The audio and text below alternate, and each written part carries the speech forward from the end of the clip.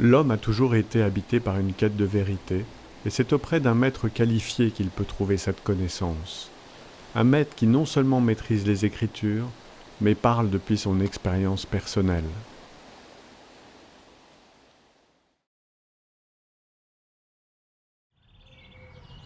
Swami Chinmayananda est donc l'inspirateur de ce mouvement qu'on appelle la Chinmaya Mission. Et à titre personnel, il a été pour moi la rencontre de ma vie vraiment. Donc je vais parler de lui aussi en tant que disciple parce que j'ai cette relation de vénération, d'amour et de gratitude pour un être qui m'a vraiment apporté énormément.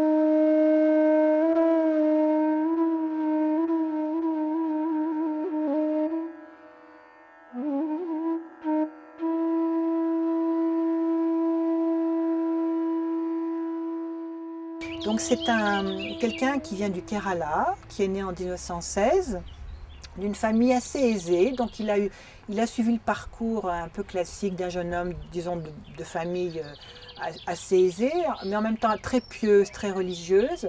Et il a suivi donc le cursus, il a fait des études. Et puis c'était donc à l'époque de domination britannique encore, quand il était jeune. Et donc de fil en aiguille, hein, il a été peu à peu amené à s'engager aux côtés de Gandhi dans la lutte pour la libération de l'Inde. Il a même été en prison. Et puis au départ il était très sceptique, hein. Il est donc formé un peu selon aussi l'enseignement occidental. Il avait disons, un certain scepticisme par rapport à tout ce qui était religieux. Il pensait que c'était de la superstition. Et il s'avère que quand il était donc dans le nord de l'Inde, il travaillait en tant que journaliste, hein, et il est tombé sur des ouvrages de Swami Shivananda qu'il ne connaissait pas. Et ça l'a tellement marqué qu'il s'est dit, eh bien je vais aller dans l'Himalaya interviewer ce Swami et je vais voir si c'est vraiment un vrai saint ou non. Swami Chinmayananda arriva à l'ashram de Swami Shivananda à Rishikesh, et il fut conquis par ce grand maître. Peu à peu, il fut irrésistiblement attiré par sa bonté, sa sagesse, sa profondeur. Il décida alors de vouer sa vie à cette quête spirituelle, et en février 1949, il prononça les vœux monastiques de sannyas. Sachant que le nouvel initié aspirait à une connaissance profonde des Écritures, Swami Shivananda l'envoya vers le grand maître védantin, Swami Tapovan Maharaj, auprès duquel le jeune Swami étudia plusieurs années.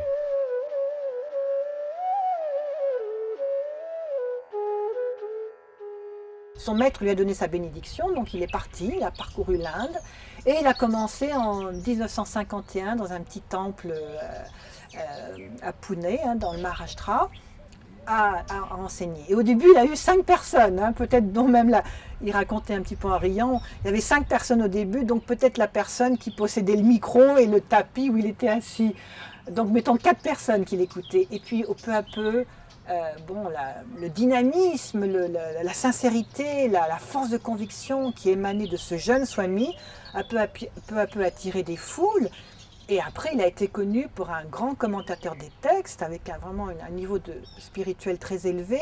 Et il y a eu des milliers de personnes. Moi, j'ai assisté à des conférences en Inde de Swami Chinmayananda, donc dans les années 80. C'était 10 000 personnes qui écoutaient dans un silence total Swamiji parler des Upanishads de la Bhagavad Gita. Swami Chinmayananda n'était pas seulement un grand maître spirituel, il était également un sage avec une vision pour le monde. People generally have very wrong ideas about religion, about spirituality. They think that it is something only depending on some blind beliefs and there is no sound foundation of logic and reasoning. And our Swamiji's contribution is giving that logic, that reasoning, so that people come to understand that the religion, spirituality is not something baseless or not relevant to their life. It is not dogmatic or only ritualistic. So he gave the logic of spirituality. this wonderful and glorious world of plurality had been at all times a mystery, a temptation, a conundrum. From the caveman to the modern scientist sitting in among electronic equipments in the modern laboratories. Where did it all come from? What is the source of this universe? What is it all about that is happening all around me?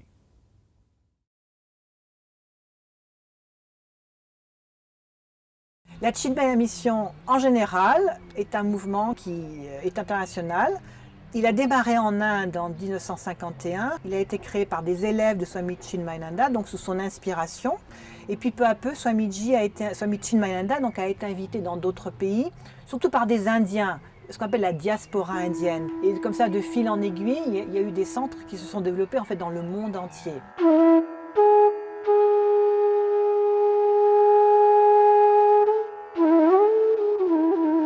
Chinmaya Mission is a spiritual organization. Its main objective is to provide to people from any background spiritual knowledge contained in the Upanishads, what is popularly known as Vedanta, and also to provide practical means for their spiritual growth and happiness, and also to inspire them to become positive contributors to society. In other words, to spread the message of Vedanta, we should translate into action in the form of service to people. Le mouvement est engagé dans un vaste programme social qui a pour but d'aider les plus démunis à prendre leur destin en main. Cette action sociale inclut des écoles, des dispensaires, des secours en cas de catastrophe, un hôpital moderne, le développement rural, un orphelinat, l'accueil des personnes âgées.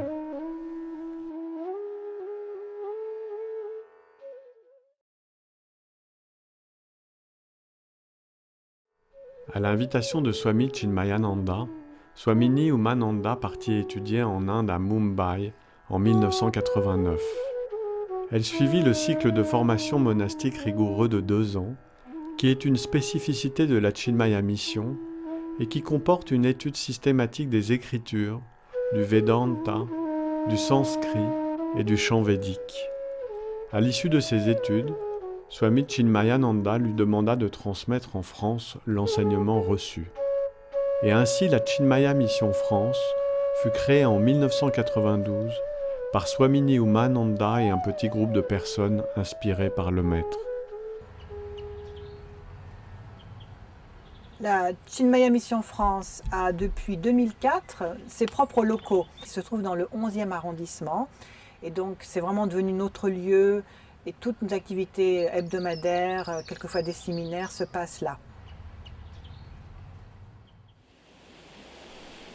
Quelle que soit l'époque concernée, un savoir reste précieux entre tous. Celui qui permet la compréhension du monde et de soi-même et se révèle art de vivre. C'est l'enseignement qui assure la transmission de cette connaissance.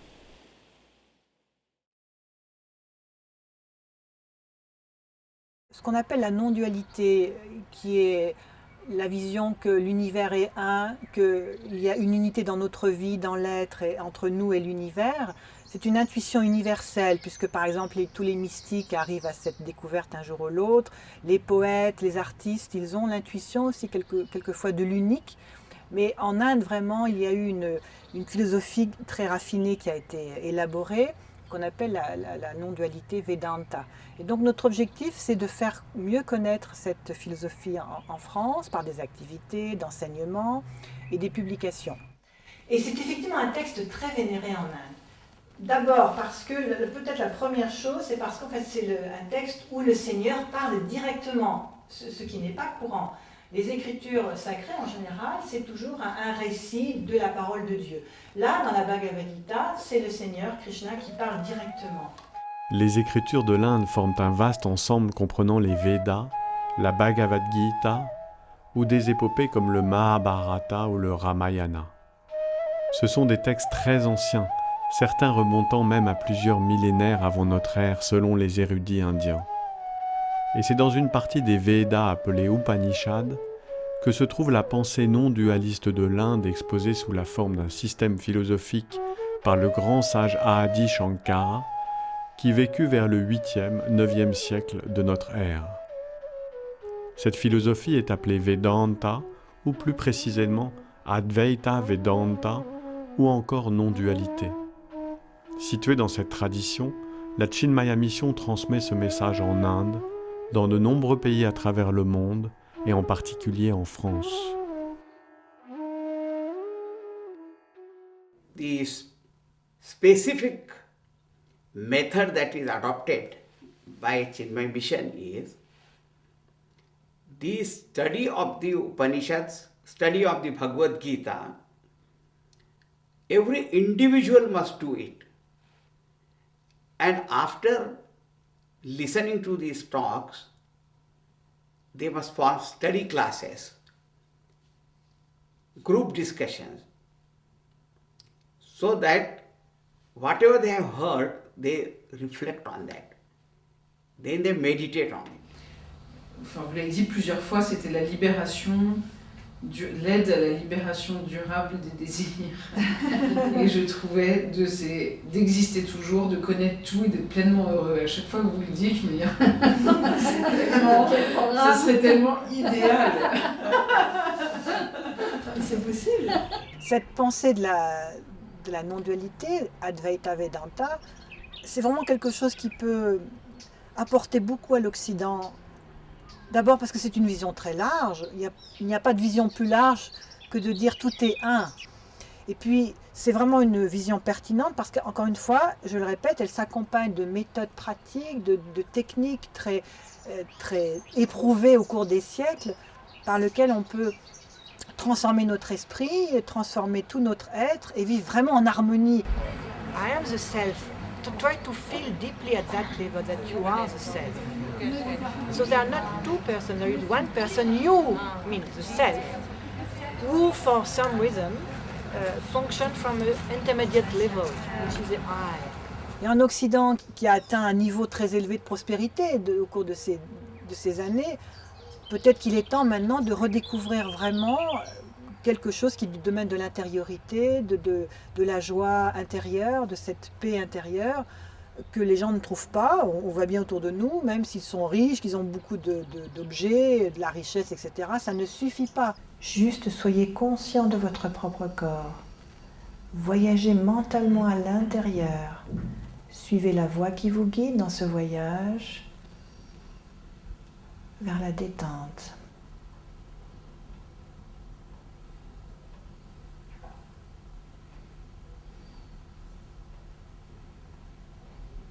La méditation, c'est vraiment une des pratiques les plus importantes qu'on ne peut pas forcément pratiquer dès le début parce qu'il faut que l'esprit ait déjà un certain calme avant de pouvoir méditer. Mais c'est vrai que tout le travail spirituel va avoir pour effet donc d'apaiser l'esprit et donc on peut dire de le rendre contemplatif. Par exemple, dans la nature, d'avoir ce calme intérieur qui fait qu'au lieu de traverser une forêt sans rien regarder, juste d'avoir nos préoccupations qui continuent, d'être capable juste d'être contemplatif, d'être dans l'instant présent, de remarquer, d'entendre l'oiseau qui chante, voilà.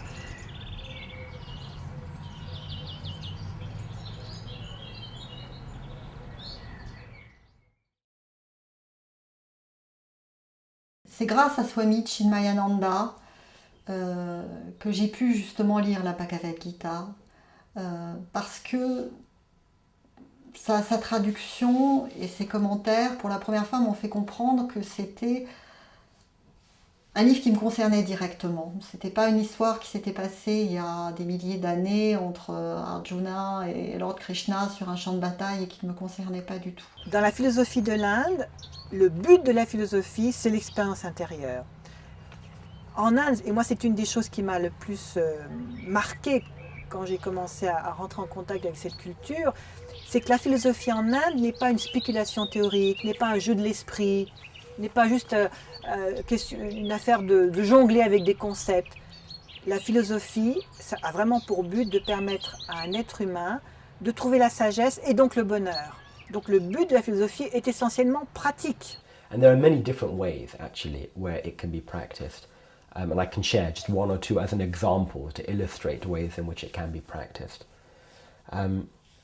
One is just bringing our minds to the present moment.